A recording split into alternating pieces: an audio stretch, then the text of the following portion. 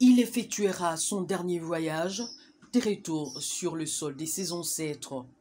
Emery Patrice Lumumba, ou du moins, se reste avec ce passeport diplomatique, l'atmosphère est lugubre, les émotions se retiennent.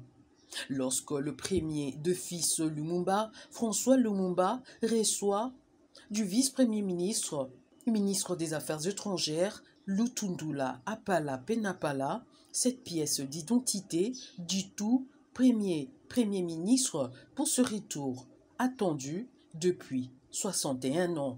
Lumumba, au nom du président de la République, au nom du gouvernement de la République, je vous remets en tant qu'ayant droit légitime du premier ministre de la République démocratique du Congo, Patrice Emery Lumumba, héros national, son passeport diplomatique, ici,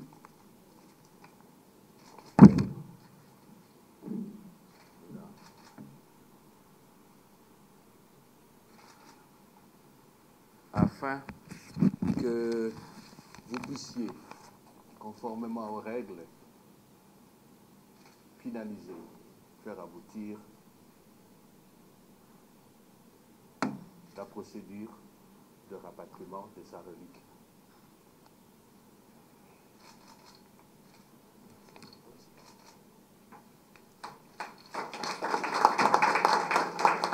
Les reliques seront à Kinshasa le 21 juin et les Congolais pourront enfin faire le deuil de leur tout premier ministre Patrice Emery Lumumba avant le rapatriement des reliques. Une cérémonie de remise solennelle de ce passeport diplomatique à la famille était indispensable.